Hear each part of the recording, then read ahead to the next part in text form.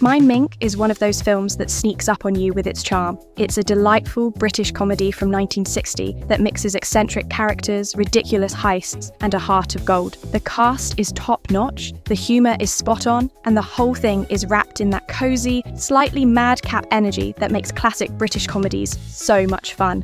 Today, we're diving into the best moments from this underrated gem. At the centre of it all is a group of lodgers living in the Kensington apartment of Dame Beatrice Appleby, a slightly dotty but well-meaning philanthropist. There's Major Rain, a retired military man who approaches every situation like a battlefield strategy. Nan, the no-nonsense, practical one who somehow gets roped into everything. And Pinky, who is, well, let's just say she's enthusiastic, even if she's not always helpful. Their predictable lives take a wild turn when their housekeeper Lily accidentally sets them on a path to crime, albeit with the best of intentions. It all starts with a mink coat. Lily overhears an argument between the Spanagers, a couple in the building. Mrs. Spanager doesn't believe her husband's excuse for being away on business and refuses to accept his gift of an expensive fur coat. In frustration, he pretends to throw it off the balcony, but actually just hides it. Lily, always quick on her feet, grabs it and gives it to Dame Beatrice as a thank you for hiring her despite her past. Dame Beatrice is thrilled until she starts overthinking it. Convinced Lily has stolen the coat, she and the lodgers come up with a plan to return it before anyone notices. It's a wonderfully ridiculous sequence. The Major takes charge, plotting an intricate mission, but of course, things don't go smoothly. The tension, the near misses, the absolute chaos. It's a perfect example of how this film finds humour in well-meaning incompetence. And then, just when they should be breathing sighs of relief, something unexpected happens. They enjoyed it. Returning a stolen coat was exciting, so what about pinching furs instead of putting them back? By Jove, what a wizard idea! The proceeds for my charity. why not steal more furs? After all, if it's for charity, it doesn't really count as crime, right? What follows is a series of increasingly absurd heists. Their first real attempt robbing Madame Spilinsky's boutique goes hilariously wrong, mostly thanks to Pinky's complete inability to stay inconspicuous. Somehow, though, they get away with a fur coat. The problem? They have no idea what to do with it. The Major, ever the strategist, decides they need a fence, someone to sell the stolen goods on their behalf. He enlists Lily's help.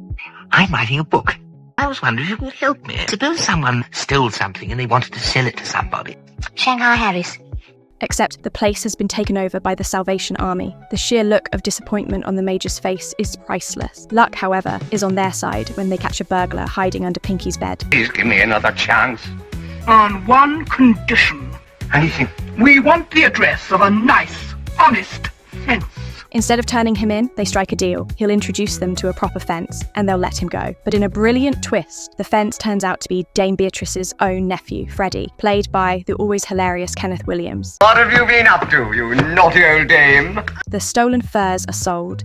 The money goes to an orphanage, and the gang is emboldened. Soon, they're all over the papers, dubbed the superannuated beatniks, as their amateurish crime spree continues. The heists become more daring, the escapes more narrow, and yet somehow they keep getting away with it. But their luck is bound to run out, and it does when Lily finds out. Horrified, she lectures them on just how lucky they are not to be behind bars. Do you deny that you're this mad old gang who's been stealing furs all over London? Now, you're a bunch of blooming amateurs.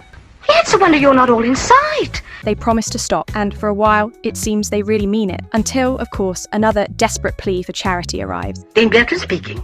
We've been badly let down with the promise of some funds. A children's home is in dire need, and the group agrees to one final job. This one is bold. Dame Beatrice will pose as a gambler at a swanky but illegal gambling party, while the rest of the crew, dressed as police officers, stage a fake raid. The plan is to use the chaos to make off with the furs in the cloakroom. It's a brilliant setup, and the tension is off the charts when, just as they're about to pull it off, a real police raid happens. Watching them scramble to improvise, dodging disaster by sheer luck, Lucy returning to base, every man for himself, out!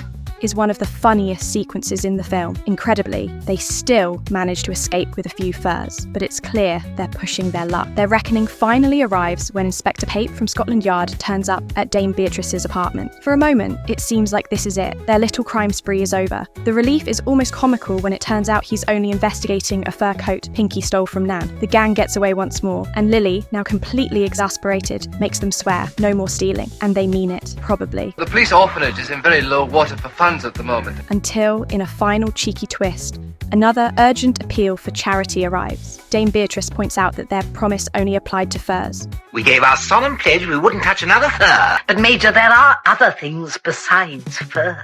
Cut to Lily and her policeman fiancé Jim visiting the Tower of London. As they leave, she glances back and notices 4 beefeaters heading toward the crown jewels. They look oddly familiar. She shakes off the thought, surely not? Or maybe, just maybe, this gang isn't quite done yet. Mine Mink is the kind of film that manages to be both utterly silly and completely charming. The performances, Terry Thomas's bumbling confidence, Athene Seyler's delightful eccentricity, Hattie Jacques' dry wit are pitch perfect. And underneath all the chaos, there's something genuinely heartwarming about this group of misfits using their questionable talents for good. What's your favourite moment from the film? Let me know in the comments. And if you enjoyed this dive into classic British comedy, don't forget to like and subscribe for more. We can say we've had jolly good hunting and knocked the enemy for 6. Yeah.